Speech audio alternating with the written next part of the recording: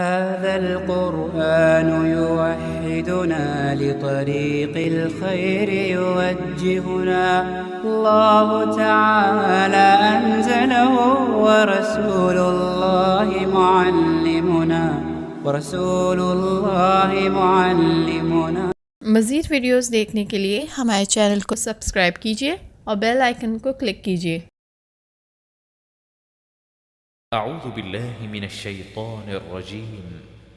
بسم الله الرحمن الرحيم.